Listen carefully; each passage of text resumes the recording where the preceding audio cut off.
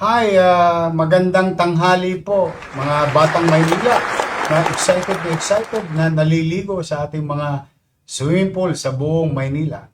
Welcome kayo doon ha. Kaysa malagay kayo sa mga alanganing kalye, doon na lang kayo. Wala kayong tosgas o 1-2, 1-2 sawa. O pwede kayo araw-araw except Lunes, pagka Lunes kasi kailangan natin ng maintenance at linisin.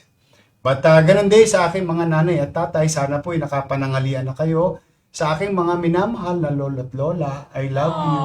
Jeremy, I love you. Oh, naku, wag ko kayo masyado maglalabas, mga lolo't lola ko. Dala ng sobrang init ng panahon ngayon. Lagi kayong inom ng tubig. Ito po ang inyong lingkod, si Yorme po, sa programang Talk to the People. Ito po ay programa ng Manila Public Information Office.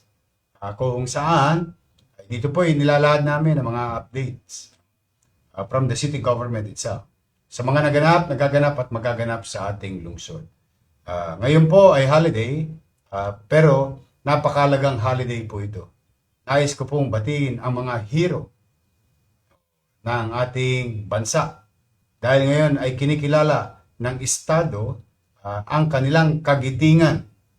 Para tayong mga mamamayan ngayon, sa kasalukuyan ay patuloy na nagbebenepisyo sa malayang bansa o demokratikong pamamaraan ng pamahalaan. Kaya maraming salamat sa ating mga bayani. Pero higit sa lahat, ang makaka-appreciate siguro nito ay yung mga pamilya ng mga bayani. Maraming salamat sa inyong pamilya. Siya naming napapakinabangan ngayon itong ating bansa, ang patuloy na malaya. Araw ng kagitingan, araw ng pagkilala sa inyo. At dahil dyan, itinawad ko na rin po na ngayong araw na ito, ipagpasalamat sa isang matagumpay na programa na ginawa ng inyong pamahalaang lungsod. Dala ng krisis na ito na nagbibigay ng hirap o dagdag atangin.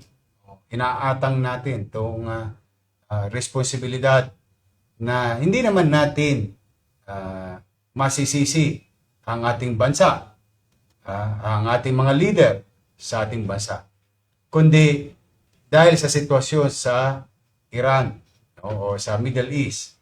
Kaya tayo naapektuhan, hindi lang ang Pilipinas, hindi lang ang Maynila, kundi ang buong mundo. Kaya itong nilusad na programa ng inyong lungsod na libreng sakay ay ang minabuti ng lungsod para kahit paano makatikim man lang ng kagaangan ang ating mga mananakay. Partikular na mga empleyado at manggagawa, estudyante at iba pang gumagamit ng jeep. At the same manner, makapagbigay ng kapanatagan ng kalooban sa mga jeepney driver, operator sa ating lungsod na meron silang mayuwing maganda-ganda above on what they're earning nowadays sa hirap ng pamamasada dahil sa mahal ng presyo. Nagtapos tayo sa 4,000 piso bawat isang driver na siyang papakinabangan ng operator driver. Para upang sila ay makapagbigay naman ng libreng pasada, libreng pamasahe na programa ng lungsod ng Maynila. Humigit kumulang 1,100 mahigit na participants ang sumama voluntarily. Ibig sabihin, maaaring kami nag-aalok ng kapalit na salapi para sa kapakinabangan ng operator at driver. Ngunit, hindi naman po ito required. Ito ay kailangan sumali ka, sumapi ka sa programa. Bagay na aking itinatangos ng ilong na ang mga driver ng Maynila, tagalungsod ng Maynila, operator at driver, ay nakaisa ng kusa. At dahil po dyan, sa loob ng 5 araw na ating ginastos humigit kumulang 20 milyong piso, ay siyang napakinabangan naman ng operator at driver. At higit sa lahat, 931,831. Yan po ang suma total na nakinabang na riding public sa libreng sakay. Parating sila sa kanilang paparoonan, trabaho man, o man mga bagay na gagawin nila. Sana po ay naibsan yung hirap at pagsubok na kinakarap natin pare-pareho bilang mamamayan, bilang syudad, at bilang bansa. Kaya po, dahil ito'y araw ng kagitingan, nais ko po ipagpapuri ang lahat ng driver ng jeep na lumahok sa programa ng lungsod ng Maynila. Ako po, ang inyong mayor, on behalf of the people of Manila, ay taus-pusong nagpapasalamat po sa inyo. Maraming salamat po sa bawat driver na nakilahok voluntarily sa programa ng lungsod. I'm proud of you. Sa pamilya ng mga operator at driver, I hope nakapagbigay din kami ng kapanatagan at kaluwagan sa panggastos ninyo sa araw-araw sa loob man lamang ng isang linggo o 5 araw na kung saan may pasok at trabaho ang ating mga mamamayan. At yung mga hindi naman taga Maynila, we're happy to be of service to you na nakinabang dito sa ating programa ng city government. So muli, ako po ay nag-live upang personal na pasalamatan ng ating jeepney driver. Sa mga tagalungsod ng Maynila naman na nakinabang dito, sana po ay nakaramdam kayo kahit papaano sa maliit naming kaparanan ng inyong pamahalang lungsod ay hindi tumitigil na maghanap ng mga paraan, idea, konsepto ng pamamahala na naibsan ang araw-araw ninyong gastusin. At pumanatag kayo sa darating na linggo, yung programa po ni President Bongbong Marcos na biyayang bigas para sa Maynila o sa mga local government unit. Gusto ko lamang pong maliwanag, no? Hindi lamang po ito mangyayari sa Maynila. Mabilis lang po ang pamahalang lungsod ng Maynila na ipatupad ito sapagkat nagawa na po natin ang mga alituntunin. Nasunod na po natin ang mga alituntunin o requirements ng batas.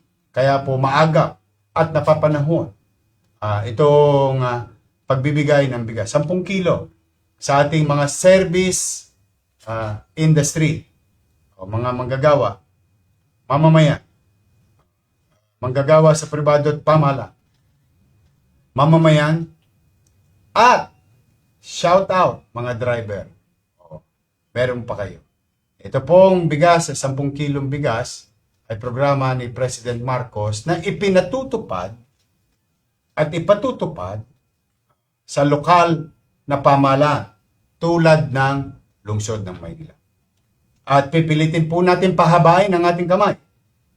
Sa unang datos na nakwentada namin ay humigit kumulang 74,000 ang makikinabang. Ngunit, as we speak, ang tansya na po namin ay humigit kumulang 80,000 na pamilya or individuals para sa kanilang pamilya na makikinabang sa lungsod. Tapos naman, ang tabayanan ninyo, mga batang Maynila naman, mga tao sa Maynila, mananay ko, tatay ko, lolo't lola ko, lahat ng bumibili ng pandilimon, monay, putok, Spanish bread, at higit sa lahat ay pandesal. Meron po kaming update sa inyo. Katatapos lamang po ng aking pagpupulong, konsulta at pagkikipagkaisa sa ating mga local community bakery. Madalit salita, tulad na sinasabi ng mga tatay natin, panaderya, no, sa ating lungsod. I-update ko po kayo dyan dahil na-finalize na po namin kung ano ang sa tingin ng ating mga panaderya ang makabubuti para sa kanila. At siya naman, hiningi kong garantiya na makabubuti sa pangkalahatang bumibili ng ating mga Filipino basic bread. Opo, i-update ko po kayo dyan sa lalong madaling panahon. For the meantime, araw ng Kagitingan, maraming salamat sa ating mga bayani. Sa magigiting nating bayani. Maraming salamat sa kagitingan, lakas ng loob at paniniwala ng mga driver na makisapi sa programa ng Lungsod ng Maynila ng libreng sakay para sa ating mamamayan. Kayo'y mga magigiting na driver.